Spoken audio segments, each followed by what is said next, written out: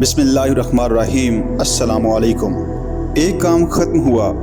सामीन जिस किताब से पाकिस्तान के इब्तदाई अय्याम का ज़िक्र कर रहे थे, उस किताब का नाम है मोहम्मद अली जिन्नाह। 14 अगस्त को वासराए हिंद की मौजूदगी में कायद-ए-आज़म ने गवर्नर जनरल का ओहदा संभाला और इस मौके पर उन्होंने अवाम से रवादारी और तहम्मुल की अपील की। जिस इमारत में ये रस्म अदा हुई, इस पर नया परचम लहरा रहा था जो कायद-ए-आज़म और लियाकत अली खान ने पाकिस्तान के लिए मुंतखब किया था। इसका 3/4 सब्ज़ हिस्सा मुल्क की मुसलमान अक्सरियत का और बाकी सफ़ेद टुकड़ा अक़लियतों का निशान था। कायद-ए-आज़म ने अपनी तकरीर में वाज़ेह कर दिया कि यह परचम किसी सियासी जमात का नहीं। इस सिलसिले में उन्होंने वही बात दोहराई जो 3 दिन कबल मजलिस दस्तूर साज में कही थी। मेरे जहन में पाकिस्तान का जो तस्वर मौजूद है, इसमें किसी फ़र्द या फ़िरके को कोई इम्तियाजी हैसियत हासिल नहीं होगी, ना किसी को कोई ख़ास हकूक़ या रायतें हासिल होंगी। पाकिस्तान के तमाम शहरियों के हकूक़ बराबर होंगे और इनके फ़राइज़ और ज़िम्मेदारियाँ भी यकसा होंगी। 15 अगस्त को पाकिस्तान की पहली काबीना के वज़ीरों ने ओहदों का हल्फ उठाया।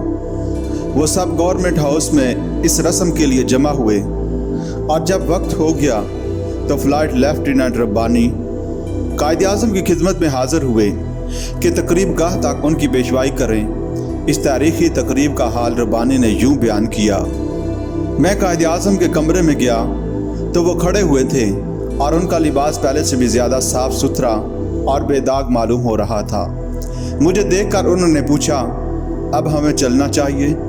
फिर हम सीढ़ियों से उतरकर एक दरमियाने झरोके में पहुँचे और वहाँ से कायद-ए-आज़म ने अपने वज़ीरों पर और बाहर खड़े हुए हजूम पर नज़र डाली।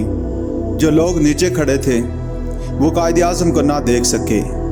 नीचे का मंजर देखकर कायद-ए-आज़म मुस्कुराए और मैंने पहली मर्तबा उनके चेहरे पर मसरत के आसार देखे।